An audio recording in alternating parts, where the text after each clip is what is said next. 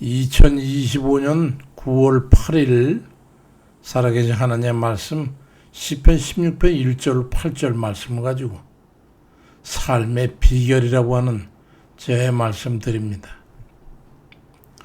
성경의 사도행전 13장 22절 말씀에 보면은 내가 이새의 아들 다윗을 만나니 내 마음에 맞는 사람이라 그래서 내 뜻을 다 이루게 하겠다고 하는 그런 말씀하고 있습니다. 이 다윗에 대한 기록은 성경 구약의 사무엘상부터 해가지고 열왕기까지 기록되어 있을 만큼 방대한 양이 기록되어 있습니다. 왜 그랬을까요? 그는 우리의 신앙적인 모범이 됐기 때문에 그렇습니다. 실패가 없는 사람이냐? 그렇지 않았지만은 오히려 그 실패까지도 우리를 본을 보인 그런 사람이기 때문에 그런데 그에게서 가장 적나라하게 그렇게 표현한 구절이 있다면 그건 바로 오늘 본문의 사도행전 13장 22절 말씀입니다. 내 마음에 딱 든다. 하나님께서. 그래서 내 마음에 딱 드는 그를 통해서 그가 이루어야 될 그를 통해서 이루고자 하는 나의 뜻을 다 이루겠다고 말씀한 거예요. 하나님께서 우리 중에 누군가를 일컬어서 말씀하시기를 그를 통해서 내 뜻을 이루겠다고 한다면 그 인생은 분명히 성공한 인생 아니겠어요? 누구라도 그런 인생을 한번 살아보고 싶을 겁니다. 그렇다면 어떻게 해야 하나님께서 우리를 통해서 하나님 뜻을 이루려고 하실까요? 그건 다윗을 벤치마킹해서 보면 거기에 성공의 비결이 있음을 알 수 있습니다. 다윗은 평상시에 어느 때나 위기나 평상시 좋을 때나 늘 하나님께 기도하면서 하나님의 도우심을 간구했던 사람입니다.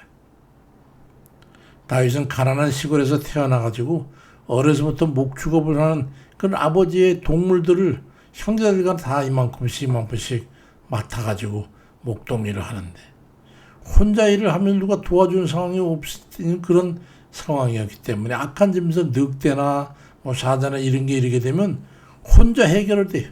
쥐가 잡아먹히든지 안 잡아먹히려면 극한의 투쟁을 해야 되는데 그럼 그때마다 하나님 앞에 무릎을 꿇고 기도하고 도움을 요청해서 그를 피해 나갔습니다.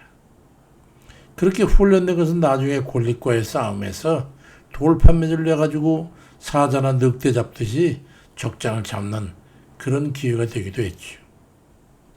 사무엘상 23장 2절에 보면은 이에 다윗이 여호와께 묻자와 가로되 그렇게 기록되어 있고 또 그 외에도 사무엘상 또 30장이나 또 사무엘하 5장이나 그 후에도 사무엘상 3장 이런 곳에 보면은 다윗은 항상 여호와께 물어서 뭔가를 했고 그래서 그런 최악의 그런 상황에 빠져가면서도 겁내거나 두려워하지 않고 오직 하나님 앞에 기도함으로 오직 전념으로 주님만 의지하게 되니까 하나님의 도우심과 인도하심으로 모든 일을 처리해 나갔던 걸 알 수 있죠.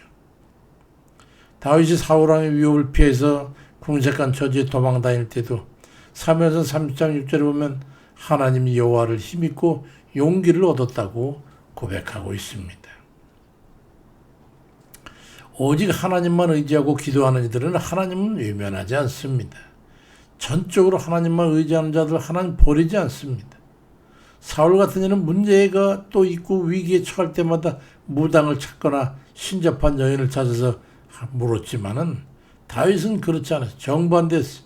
항상 하나님께 기도로 물어서 대처해 나왔던 걸 알 수 있죠.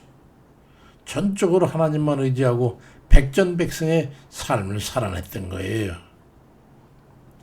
이영규 선교사가 쓴 내려놓음이라는 책, 나중엔 더 내려옴이라는 그 책도 그분이 썼지만 거기에 감정을 보면 한 이런 게 있어요. 한번 몽골에서 주일 예배 시간이 됐는데 사람들이 다 왔는데 한 소녀만 오지 않아서 거기 뭐 술을 세는 정도니까 그래도 관심을 갖고 있다 보니까 그 오지 않는 소녀를 기다리고 있는데 할 수 없이 예배를 시작하는데 온몸이 땀으로 범벅이 된 소녀가 들어왔어. 그래가지고 앉아있는 거야. 그래서 예배를 드리려다가 그 소녀에게 물었어. 어째서 그렇게 늦게 됐느냐 했더니 그 소녀는 소를 잃어버려가지고 이것저것 찾아내느라고 헤매다가 예배 시간이 돼가지고 할 수 없이 예배를 드리러 왔다는 거야. 그 정성을 보고 모두가 다 관심하고 함께 기도합시다. 그래서 함께 예배전 통성으로 기도를 했어. 근데 곧 교회 밖에서 소 울음소리가 들리는 거예요. 밖에 나보니까 소가 제 발로 찾아와가지고 교회 뜰에 서 있는 걸 발견했다. 그런 내용이 간증에 기록되어 있습니다. 우리는 얼마나 기도에 의지하고 삽니까? 죄의 문제로 하나님과의 사이가 벌어지지 않게 다윗은 매우 조심했어. 다윗의 일생 중 가장 치명적인 범죄는 우리 모두가 알고 있는 것처럼 밧세바와의 간음죄를 지었을 때입니다. 진실하고 충성스러운 부하 장군이었던 우리아가 전쟁에 나가 있는데 그 틈새에 그 아내를 탈취해서 죄를 숨기기 위해서 악한 꾀를 내가지고 우리아를 고의적으로 전사하게 합니다. 다 덮인 줄 알았는데 마음 놓고 있는 다윗 왕에게 나단 선지자가 찾아와서 하나님의 신탁을 전합니다. 사무엘하 12장 9절에 보니까 이제 내가 나를 업신여기고 햇사람 우리아의 아내를 빼앗아 내 아내로 삼았은즉 칼이 내 집에서 영원토록 떠나지 아니하리라고 하는 그렇게 하나님께서 책망합니다. 선지자의 이런 책망을 듣자 다윗 왕은 왕좌에서 즉시 일어나가지고 채통의 권위고 다 벗어버리고 내려와서 선지자 앞에 무릎을 꿇고 내가 죄인이라고 시인하고 회개합니다. 사무엘하 12장 13절에 다윗이 나단에게 이르되 내가 여호와께 죄를 범하였노라. 그러면서 고백을 하니까 나단이 다윗에게 말하기를 여호와께서도 당신의 죄를 사하셨으니 당신이 죽지는 않고라고 용서를 허락합니다. 다윗의 이러한 즉각적이고도 정직한 회개를 하나님께서 받으시고 그를 용서하셨어요. 우리 인간은 모두가 다 불완전해서 죄를 짓게 되는 수도 있지만은 그때 죄를 지은 것보다 회개하지 않은 마음을 더 악하게 여기시는 거예요. 다윗의 그 같은 마음을 보시고 하나님께서는 다윗을 마음에 합한 사람으로 여기셨던 거예요. 우리는 다 그렇지 않습니까? 상습적인 죄악과 고범죄, 자범죄에 대해서 말씀드리는 게 아니에요. 인간의 연약함으로 인해 죄의 유혹에 이끌려 죄를 범하였을 때 진심을 가지고 회개하고 엎드리는 그런 이들이 돼가지고 하나님 마음에 합한 그런 우리의 삶이 되어야 될 줄 믿습니다. 또 하나는 항상 하나님을 마음에 두고 사는 사람이었어. 다윗이 기록한 시편 16편 8절과 10절에 보니까 내가 여호와를 항상 내 앞에 모시며 그가 내 우편에 계심으로 내가 요동하지 아니하리로다. 이는 내 영혼을 음부에 버리지 아니하시며 주의 거룩한 자로 썩지 않게 하실 것임이니이다. 그렇게 다윗은 고백하고 있어요. 다윗의 신앙 중에 가장 위대한 점이라고 한다면 그건 하나님을 눈앞에 계신같이 옆에 모시고 삶을 살아가는 거예요. 언젠가는 우리 집사람이 밑에 기도처에서 기도하고 올라와서 그러더라고요. 기도하는데 누가 옆에 서 계시면서 찬송을 들으시는 것 같은 그런 느낌을 받았다. 바로 그거예요. 사도행전 2장 25절에도 시편 16조 말씀을 인용해가지고 다윗이 내가 항상 내 앞에 계신 주를 배웠으며 나로 요동치 않게 하기 위하여 그가 내 우편에 계시더라고 고백했다고 말씀하고 있어.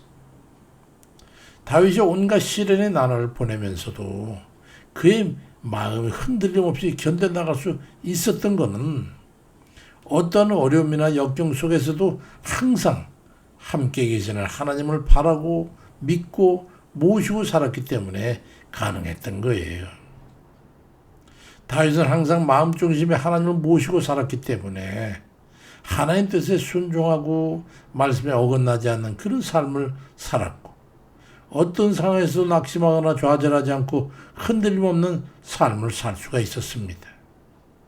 그것이 하나님 마음에 합한 것이 돼가지고 인정받고, 하나님께서 그러한 다윗을 통해서 하나님 뜻을 이루시겠다고 하셨던 거예요. 우리가 지나온 날을 돌이킬 수는 없지만은 그보다 중요한 것은 여생을 어떻게 살 것인가가 중요합니다.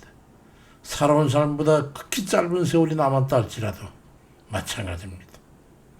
다윗의 삶을 감추려 정리해 본다면 모든 범죄에 온전히 하나님만 의지하고 그는 살았습니다. 설사 죄를 지었다 할지라도 하나님과의 관계가 파탄이 났을 때 진심으로 뉘우치고 돌이켜서 재범치 않도록 마음을 겸비하고, 그리고 기도를 끊이지 않아서 하나님과 늘 함께하는 그런 삶을, 동행하는 삶을 살았던 거예요. 그 삶을 하나님이 참 지극히 기뻐하시고, 인간의 신앙적인 삶은 그러해야 된다고 마음에 쏙 든다는 그런 표준화된 인물로 주님 말씀하셨던 거예요. 단 한 번의 인생을 살아가면서 우리 또한 하나님 중심의 신앙적 그런 자세를 가지고 주를 의지하고 하나님 뜻에 어긋남이 없는 그런 삶을 살기 위해 노력하고 힘쓰면서 늘 기도에 힘쓴 일이 돼가지고 하나님 마음에 쏙 드는 그런 행복한 동행이 되시기를 주의 이름으로 축원드립니다. 아멘입니다.